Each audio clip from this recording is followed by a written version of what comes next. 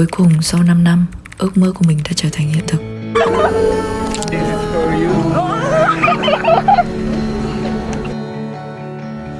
Đây là câu chuyện kể về quá trình đạt được ước mơ của mình. Hy vọng các bạn xem video này cũng sẽ không bao giờ từ bỏ giấc mơ của bạn.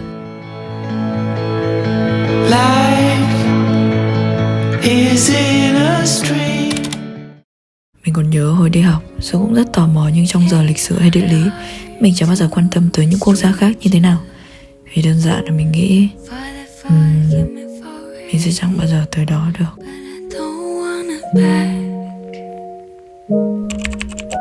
Năm 2017, 6 năm trước, mình bắt đầu quen những người bạn nước ngoài để học tiếng Anh và mình phát hiện ra là thì ra những đất nước khác họ có rất nhiều thứ mới lạ.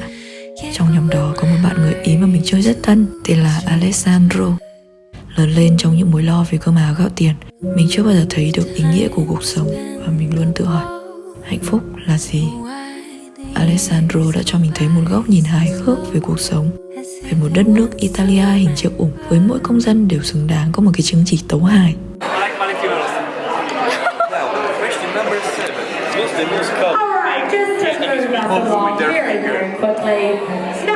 Người ta có thể tranh luận hàng giờ về ẩm thực, về bóng đá. Họ nói bằng cử chỉ tay khua khoáng nhiều hơn cả nói bằng miệng. Italia cũng là nơi làm nên những món pizza spaghetti nổi tiếng cả thế giới. Lần đầu tiên mình tìm thấy một thứ định nghĩa cho hạnh phúc của mình, đó là nước Ý.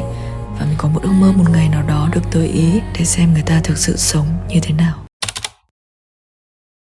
Mình bắt đầu xem thủ tục làm visa đi Ý và mọi thứ thì không dễ dàng như mình nghĩ. Việc xin visa châu Âu ở Việt Nam thì cần chứng minh tài chính tài khoản đến vài trăm triệu. Công việc với mức lương cao, ràng buộc ở Việt Nam để chắc chắn sẽ quay trở về. Với một đứa sinh viên như mình thì cần bảo trợ từ gia đình, mà gia đình mình thì đâu có điều kiện đến vậy. Mình cũng sẽ nhất quyết không làm phiền tới gia đình. Nhìn vào mức lương làm thêm có 2 triệu mà mình không khỏi thất vọng. Các công ty dịch vụ làm visa cũng đều bó cánh với trường hợp của mình. Không biết tới khi nào mình mới có đủ tiền để biến ước mơ của mình trở thành hiện thực. Vietnam is the biggest exporter. That you will come in Italy. So early. Or we hope we will back in Vietnam.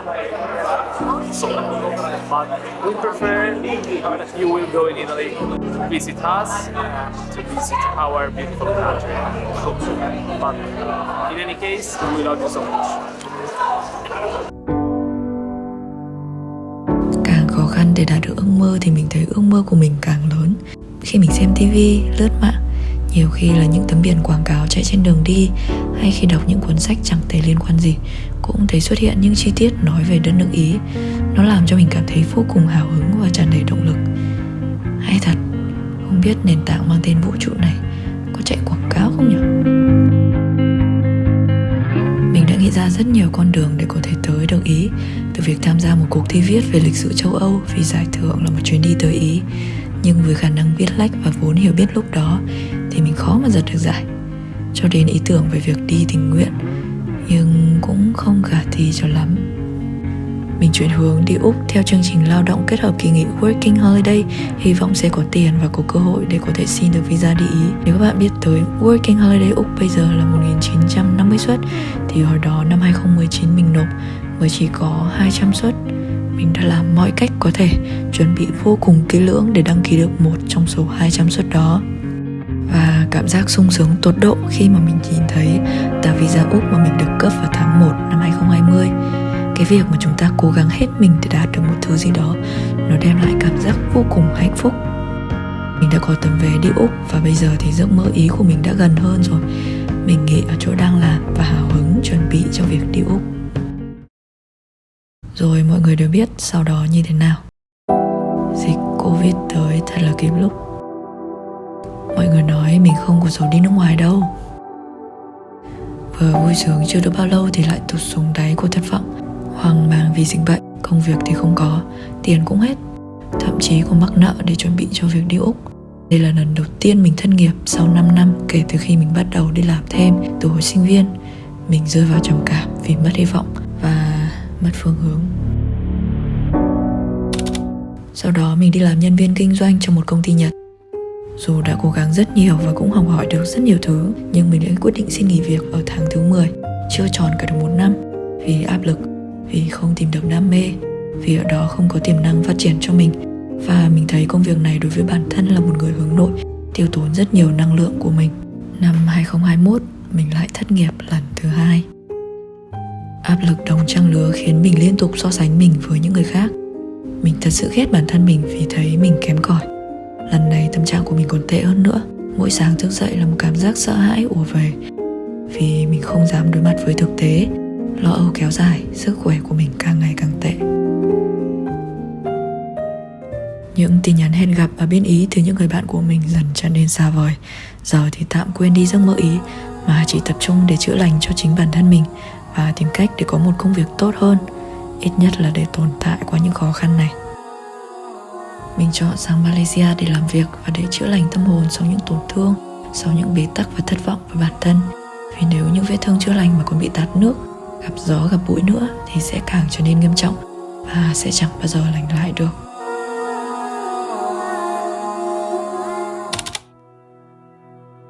Full stop. Can't believe I live in your thoughts. Vô cùng biết ơn rằng Malaysia đã đối xử với mình thật tốt, một công việc tốt, đồng nghiệp tử tế, những anh chị em bạn bè đều rất yêu thương mình, tất cả mọi thứ đều rất tuyệt vời. Những tổn thương và khủng hoảng trước kia lại chính là những trải nghiệm khiến mình thêm thấu hiểu bản thân và dạy cho mình tự nhận ra rất nhiều bài học quý giá. Mình học được cách thay đổi suy nghĩ bằng việc biết ơn và luôn động viên chính bản thân mình để không ngừng cố gắng. Chỉ cần còn thở, còn gia đình là đủ hạnh phúc rồi. Mình trân trọng tất cả những thứ mà mình đang có: gia đình, bạn bè, công việc, tiền bạc và sức khỏe. Đếm nào, ai đếm nào? 2, 1, 2, 3. Mình dần trở nên ổn hơn, sức khỏe của mình cũng tốt hơn và mình cảm thấy vui vẻ hơn rất nhiều.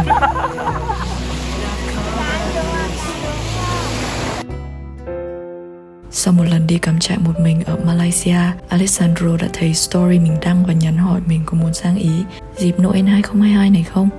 Và cái khoảnh khắc đó mình chợt nhận ra, cơ hội của mình ở ngay đây mà. Mình sang Malaysia với mục đích chỉ để chữa lành bản thân trước, rồi đợi khi Úc mở cửa thì mình sẽ đi Úc. Nhưng mà mình có thể đi Ý ngay từ Malaysia mà. Bắt tay ngay vào việc làm hồ sơ xin visa đi Ý thì mình lại gặp thêm những trở ngại khác từ phía công ty, hợp đồng, hạn visa. Thậm chí đã có lúc tuyệt vọng thì mình đã nghĩ hay là thôi không đi nữa. Nhưng mình đã không bỏ cuộc, độ lì của mình cũng đã được cải thiện theo thời gian. Mình tìm cách xoay sở đủ giấy tờ. Và ngày mà mình cầm cuốn hộ chiếu có duy nhất nước Malaysia là nước đầu tiên mà mình đi, mình đã vô cùng hào hứng nói với bác người Ý duyệt visa ở đại sứ quán về ước mơ Ý 5 năm của mình. Bác cười tươi rói và chúc mình có một chuyến đi vui vẻ. Mình đã vui sướng tới rớt nước mắt sau bao nhiêu gian nan, bao nhiêu lời hứa hẹn, bao nhiêu lần hy vọng rồi lại thất vọng, nhưng mình đã không bỏ cuộc. Cuối cùng sau 5 năm,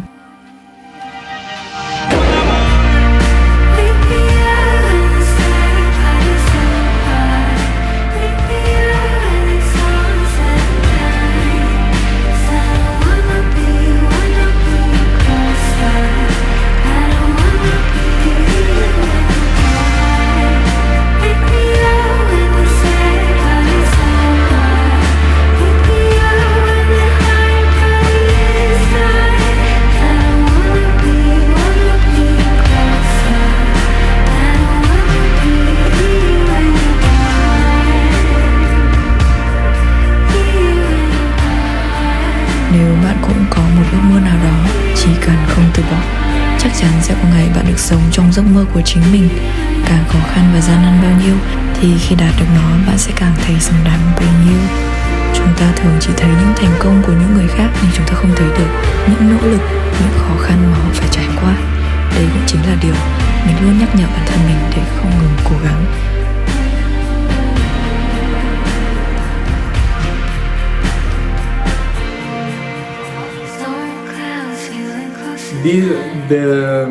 The thing that you are here in Italy, okay, is a proof that if you can dream it, you can do it.